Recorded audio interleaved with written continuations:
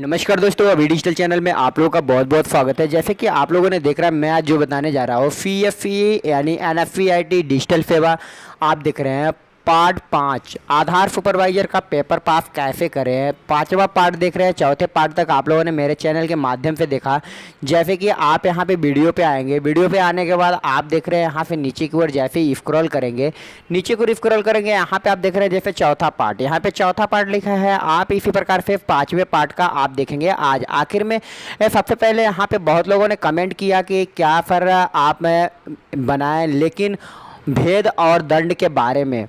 तो चलिए आज भेद और दंड के बारे में, यानी जुर्माना कितना लगेगा और आपको क्या क्या क्या सहन करना पड़ेगा इसके बारे में। तो सबसे पहले पहला एक क्वेश्चन मैं आप लोगों के सामने लेके आऊँगा, जिससे कि आप देखेंगे कोई भी व्यक्ति जो झूठी जनसांख्यिकीय जानकारी एवं बायोमेट्रिक सूचना प्रदान करने की कोशिश कर अन्य व्यक्ति का प्रतिरूपण करने का प्रयास करता है, चाहे वह मृत हो या जीवित, वास्तविक या काल्पनिक, उसे एक निश्चित समयावधि के लिए कारावास या दंडनीय दिया जा सकता है। जैसे कि आपने देखा यहाँ पे, यानी कितने साल के लिए आप दंडनीय कर सकते हैं, कितने साल के लिए आप कारावास में भेज सकते हैं, इसके बारे में। तो जैसे कि यहाँ पे क्वेश्चन आपने देखा तीसरा, इसका आंसर होगा तीसरा। इसी प्रकार से नेक्स्ट क्वेश्चन चलते हैं। जैसे हम चलते हैं दूसरे नंबर पे, अपराध और दंड के बारे में हम देख रहे हैं। तो यहाँ पे देख रहे कोई भी व्यक्ति जो झूठी जनसांख्यिकीय जानकारी या बायोमेट्रिक सूचना प्रदान करने की अन्य व्यक्ति का प्रतिरूपण करने का मत जिंदा, वास्तविक या काल्पनिक प्रतिरूपण प्रयास करता है, जुर्माना के साथ दंडनीय होगा, जिसमें से रुपए इतना बढ़ाया जा सकता है। तो क्या इसका रुपए लगेगा, कितना लगेगा? जैसे कि आप देख रहे हैं इसका सेकंड नंबर होगा, यानी दूसरा होगा 1,00,000 रुपए, इसका आंसर होगा दूसरा। इसी प्रकार फिर नेक्स्ट क्वेश्चन चलेंगे। जैसे कि आप देख रहे हैं यहाँ पे कोई भी व्यक्ति जो आधार संख्या धारक को नुकसान व क्षति पहुँचाने के इरादे से या आधार संख्या धारक की पहचान को अपनाने के इरादे से आधार संख्या है, तो इसमें आपका दंडनीय जो होगा, इसमें दंडनीय क्या हो सकता है और जुर्माना क्या हो सकता है, इसके बारे में जानेंगे। जैसे कि आप देख रहे हैं यहाँ पे 3 साल के लिए, यानी कि आंसर होगा तीसरा, यानी कि 3 साल के लिए। इसी प्रकार फिर नेक्स्ट क्वेश्चन चलते हैं। जैसे कि आप देख रहे हैं चौथे क्वेश्चन में आगे, कोई भी व्यक्ति जो आधार संख्या धारक को नुकसान या क्षति पहुंचाने के इरादे से या आधार संख्या धारक की पहचान के अपनाने के इरादे से आधार संख्या धारक डेमोग्राफिक सूचना या बायोमेट्रिक सूचना बदलाव के किसी भी कारण के, यानी काल्पनिक वास्तविक जो भी कर रहा है, आप अगर इसमें जुर्माना की लगाया जा सकता है। कितना जुर्माना लगाया जा सकता है? 3 वर्ष तक तो सजा हो सकती है, 3 वर्ष तक बढ़ाया जा सकता है, लेकिन जुर्माना कितना लगाया जा सकता है इसके बारे में आप जानेंगे। जैसे कि इसका आंसर होगा आपका दूसरा, यानी 10,000 रुपये। इसी प्रकार फिर नेक्स्ट चलते हैं। जैसे कि आप देख रहे हैं यदि कोई भी कंपनी जो इस अधिनियम के अधीन प्राधिकरण द्वारा पहचान की जानकारी संग्रहित करने के अधिकृत नहीं है, शब्दों, आचरण या व्यवहार से यह जानने का प्रयास करती है, ऐसे करने की अधिकृत किया गया है, उस पर जुर्माना कितना लगाया जा सकता है। तो आपने देखा जैसे इसमें जुर्माना क्या लगाया जा सकता है, कितना लगाया जा सकता है, तो इसका आंसर होगा तीसरा, इसका यानी कि 1,00,000 रुपये तक लगाया जा सकता है। तो जैसे नेक्स्ट क्वेश्चन चलेंगे, आप यहाँ पे देखेंगे 6वें नंबर पे देख रहे हैं जो कोई भी प्राधिकरण द्वारा अधिकतम नहीं किया गया हो, जानबूझकर केंद्रीय पहचान डेटा भंडारण एक्सेस करता है या उसका डाटा चुराता करता है, तो उसे सुनिश्चित करता है और कितने रुपए तक आपको जुर्माना देना पड़ सकता है, इसके बारे में जानेंगे। जैसे इसका आंसर होगा तीसरा, यानी कि आपका 1,00,000 रुपये हो जाएगा। इसी प्रकार नेक्स्ट क्वेश्चन चलते हैं। जैसे कि आप देख रहे हैं 7वें नंबर पे देख रहे हैं यहाँ पे कंप्यूटर कोर्स कोड का अर्थ वह होगा जो निम्नलिखित अधिनियम में इसे लिए है। तो आप कौन से अधिनियम के तहत ये कंप्यूटर कोर्स आता है, तो इसका सबसे पहला आंसर होगा, जैसे कि आप देख रहे हैं सूचना प्रौद्योगिकी अधिनियम, यानी कि पहला। इसी प्रकार नेक्स्ट क्वेश्चन चलते हैं। जैसे कि आप देख कंप्यूटर कंटेमिनेंट, कंप्यूटर वायरस और में डैमेज के अर्थ वही होंगे जो निम्नलिखित अधिनियम के इनके लिए सुनिश्चित किए गए हैं। तो इसका अधिनियम धारा क्या होगा, तो इसका होगा तीसरा, यानी कि आप देख रहे हैं जैसे इसका होगा सूचना प्रौद्योगिकी अधिनियम 2000 की धारा 43। इसी प्रकार नेक्स्ट क्वेश्चन चलते हैं। जैसे आप देख रहे हैं जो कोई भी एक नामांकन एजेंसी या एक अनुरोधात्मक होने के नाते धारा 3 की उपधारा 2 की धारा 8 की उपधारा 3 की अपेक्षाओं का पालन करने के विफल करता है तो कारावास की सज़ा हो सकती है। इसे जब बढ़ाया जा सकता है तो आप यानी कि इसका होगा आंसर पहला। इसी प्रकार नेक्स्ट क्वेश्चन चलते हैं। जैसे देख रहे हैं कि आप जो भी सूचना प्रौद्योगिकी अधिनियम 2000 के अंतर्गत बनाए गए किसी भी नियम या विनिमय के तहत कोई अपराध करता है जिसके लिए इस धारा को एक कहीं और एक विशिष्ट जुर्माना का प्रावधान नहीं किया गया है, इसे 1 वर्ष तक कारावास एवं दंडनीय जाएगा या उस पर जुर्माना हो सकता है रुपए। तो आप इसके बारे में जानेंगे। जैसे कि आप देख रहे हैं इसका होगा आंसर तीसरा।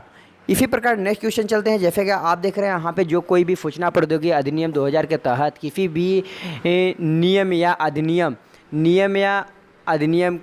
आप देख रहे हैं विनिमय के तहत अपराध करता है, इसके लिए धारा के लिए इतना से इतना 25,000 तक से आप देखेंगे इसमें 1 2 जो दिया है II इसमें लगाना है।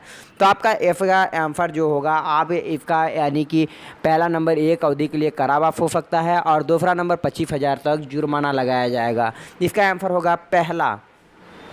इसी प्रकार नेक्स्ट क्वेश्चन देखें। जो कोई भी अनुरोध इकाई के होने के नाते धारा 8 की धारा उप की धारा 1 उल्लंघन में व्यक्ति की पहचान की जानफांकी की योग्यता का दंड पर भागी होता है, यानी दंड का भागी, यानी कि जो भी ये डाटा संग्रहित करता है अगर चुराता है तो उसके लिए कौन सी धारा लगाया जा सकता है, इसके बारे में जानेंगे।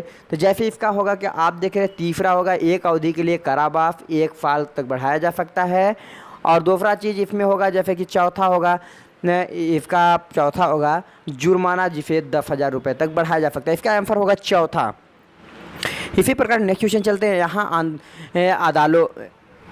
यहाँ अदालतों के नाम दिए गए हैं। यहाँ अदालतों के नाम दिए गए हैं चीफ मेट्रोपॉलिटन मजिस्ट्रेट, दूसरा मुख्य न्यायाधीश मजिस्ट्रेट, तीसरा प्राथमिक न्यायाधीश, चौथा न्यायिक सेवा आयोग उन अदालतों की पहचान करे जिसमें सूचना प्रौद्योगिकी 2000 के तहत किसी अपराध के लिए दंड दे सकते हैं। तो आप इसमें जैसे कि आप देख रहे हैं कौन से अपराध यानी कि कैसे कर सकते हैं, तो इसका होगा आप देख रहे हैं जैसे इसका होगा पहला और दूसरा चीफ मेट्रोपॉलिटन मजिस्ट्रेट, मुख्य न्यायाधीश मजिस्ट्रेट, यानी कि दो ही लोग धारा 2000 के तहत किसी भी अपराध के दंड नहीं करा सकता है, यानी आपको जुर्माना लगाया जा सकता है और दंड नहीं दे सकता है। इसी प्रकार नेक्स्ट क्वेश्चन चलते हैं। जैसे 14वें नंबर पे आप चलेंगे। यहाँ पे देख रहे हैं यहाँ कुछ पुलिस रैंक दिए गए हैं। पुलिस सब इंस्पेक्टर पुलिस, जैसे दूसरा पुलिस सहायक इंस्पेक्टर, तीसरा पुलिस इंस्पेक्टर, चौथा पुलिस सहायक निरीक्षक, उप रैंक पहचान करे जो सूचना प्रौद्योगिकी अधिनियम 2000 के तहत किसी अपराध की जांच कर सकते हैं। तो आप इसमें जैसे कि आप देख रहे हैं यहाँ पे कौन से कर सकते हैं, यानी कि तीसरा होगा। आप तीसरा हम देख रहे हैं जैसे कि यहाँ पे पुलिस इंस्पेक्टर 2000 के तहत आपको ये दंडनी पहुँचा सकते हैं। तो आप लोगों ने जैसे कि देख रहे हैं यहाँ पे बहुत सारे आप देख रहे हैं कि क्वेश्चन। तो अभी डिजिटल चैनल पर अगर न्यू है तो लाल रंग के जरूर बटन को सब्सक्राइब करें ताकि आप लोग तक ऐसे नोटिफिकेशन हर दिन पहुँचता रहे। तो धारा और दंड के बारे में आप जान रहे हैं। इसी प्रकार नेक्स्ट क्वेश्चन चलते हैं। जैसे 15वें नंबर पर कोई त्रुटि पाई गई जहाँ UID सॉफ्टवेयर में छेड़छाड़ करके नकली पहचान के प्रमाण पते के प्रमाण के साथ नामांकन किया गया था। यहाँ कुछ लोग दिए गए हैं ऑपरेटर, पर्यवेक्षक, रजिस्ट्रार, परिचयकर्ता। इन लोगों में से किसे अपराध के लिए कहा जाएगा, यानी कि अपराध कौन हो सकता है। तो आप देख रहे हैं पहला जैसे ऑपरेटर और पर्यवेक्षक दोनों आते हैं। इसमें ऑपरेटर यानी सुपरवाइजर, पर्यवेक्षक माने ऑपरेटर तो आप जानते हैं, पर्यवेक्षक माने यानी सुपरवाइजर होता है। तो ऑपरेटर पर्यवेक्षक दोनों जिम्मेदार होंगे। इसी प्रकार फिर नेक्स्ट क्वेश्चन चलते हैं। जैसे कि इसका आंसर तो आपने जान गया पहला होगा ऑपरेटर एवं पर्यवेक्षक। इसी प्रकार नेक्स्ट क्वेश्चन चलेंगे। जैसे आप देख रहे हैं जांच के दौरान ये पता चलता है कि फ़ोटो POA आधार पंजीकरण के इस्तेमाल की गई है। यहाँ कुछ लोग दिए गए हैं ऑपरेटर, पर्यवेक्षक, रजिस्ट्रार और परिचयकर्ता। इन लोगों में से किसी अपराध के लिए सज़ा दी जा सकती है। तो यहाँ पे जैसे देख रहे हैं आपने यहाँ पे अपराध के लिए सज़ा किसे दे सकती है, तो ऑपरेटर एंड सुपरवाइजर, पर्यवेक्षक, ऑपरेटर और पर्यवेक्षक को सजा दी जाती है। ऑपरेटर और रजिस्ट्रार्ड को, ऑपरेटर पर्यवेक्षक को, दो लोगों को सजा दी जा सकती है। तो इसका आंसर होगा पहला। इसका आंसर होगा जैसे पहला। इसी प्रकार नेक्स्ट क्वेश्चन चलते हैं। जैसे कोई भी जो प्राधिकरण द्वारा अधिकृत नहीं है और वह जानबूझकर केंद्रीय पहचान डेटा रिपॉजिटरी के किसी भी डेटा को डाउनलोड या कॉपी करता है, उस किसी निकालता है, तो उस केस में आपके जैसे कुछ दिए हैं संग्रहित किया गया है। जैसे पहला है एक अवधि के लिए कारावास जो 3 साल के लिए बढ़ाया जा सकता है। दूसरा जुर्माना जो 1 लाख रुपए से कम नहीं होगा। तीसरा जैसे कि आप देख रहे हैं यहाँ पे, तीसरा देख रहे हैं एक अवधि के लिए कारावास 2 लाख तक रुपए बढ़ाया जा सकता है। और चौथा होगा आपका जुर्माना के 30,000 से कम नहीं। तो इसमें जैसे कि आप देख रहे हैं इसका पहला होगा एक अवधि वाला आपके लिए कारावास और 3 साल तक बढ़ाया जा सकता है और 1 लाख तक जुर्माना, ये इसका फिक्स रहता है। इसी प्रकार नेक्स्ट क्वेश्चन चलते हैं। जैसे कि आप देख रहे हैं कोई भी जो प्राधिकरण द्वारा अधिकृत नहीं है और जानबूझ के इसका जानबूझ व्यक्ति के नुकसान पहुंचाते हैं, तो इसमें क्या जुर्माना लगना चाहिए, क्या क्या होना चाहिए, तो इसका प्रधान है पहला और दूसरा। इसके अच्छे से पढ़ें और जरूर आपको क्वेश्चन आंसर जरूर मिलेगा। इसी प्रकार फिर नेक्स्ट क्वेश्चन चलते हैं। जैसे 19वें नंबर पे चलेंगे। 19वें नंबर पे आखिर में दिया क्या है, यहाँ पे जो कोई भी एक नामांकन एजेंसी एक अनुरोध इकाई होने के नाते धारा 8 की उपधारा या धारा 8 की उपधारा 3 की अपेक्षाओं के अनुपालन करने के विफल करता है तो दंडनीय होगा। यहाँ कुछ दंड दिए गए हैं, एक अवधि के लिए कारावास और 1 साल के लिए। ये देख रहे हैं जैसे कि आपने यहाँ पे देखा टॉपिक बाई टॉपिक यहाँ पे इसीलिए इसके बाद जुर्माना जो 25,000 तक बढ़ाया जा सकता है और तीसरा एक अवधि के लिए कारावास 3 साल के लिए बढ़ाया जा सकता है। 25,000 जुर्माना 10,000 से बढ़ाया जा सकता है। यहाँ पे जैसे कि आप देख रहे हैं इसका आंसर होगा दूसरा एक या चौथा। तो इसी प्रकार नेक्स्ट क्वेश्चन जैसे 20वें नंबर को जो कोई प्राधिकरण द्वारा अधिकृत नहीं है और वह जानबूझकर केंद्रीय पहचान डेटा रिपॉजिटरी को तक पहुंचाते हैं, अधिकृत किसी भी व्यक्ति तक पहुंचाने का इनकार कर देता है तो वह दंडनीय होगा। पहला नंबर एक अवधि के लिए कारावास, दूसरा नंबर 3 साल के लिए बढ़ाया जा सकता है, दूसरा नंबर जुर्माना जो 1 लाख रुपए होगा और तीसरा नंबर एक अवधि के लिए कारावास या 2 साल तक बढ़ाया जा सकता है, जुर्माना जो 30,000 से कम नहीं होगा। तो इसका आंसर होगा जैसे कि आप देख रहे हैं इसका आंसर होगा पहला, यानी कि पहला और दूसरा होगा एक अवधि के लिए 3 साल तक और जुर्माना जो कि 1 लाख रुपए रहेगा। इसी प्रकार नेक्स्ट क्वेश्चन चलेंगे। जैसे यहाँ कुछ अपराध दिए गए हैं, यहाँ पे कुछ अपराध दिए गए हैं। एक व्यक्ति की कंपनी अवधारणा, यहाँ पे आप डिटेल्स पढ़ेंगे। इसका आंसर जो कि होगा आप यहाँ पे इसे बहुत ही गंभीरता से पढ़ें और यहाँ पे जान सकेंगे आखिर में कैसे करना है। तो डेटा संग्रहित करता है, अगर रिपॉजिटरी के क्षतिग्रस्त संग्रहित करता है। यहाँ पे आप देख रहे हैं इसका आंसर जो होगा, इसका आंसर होगा यानी कि पहला, इसका पहला, दूसरा, तीसरा, चौथा, जो कि आपको यहाँ पे दंडनीय सभी होंगे, यहाँ पे दंडनीय सभी होंगे, सभी को पे करना होगा।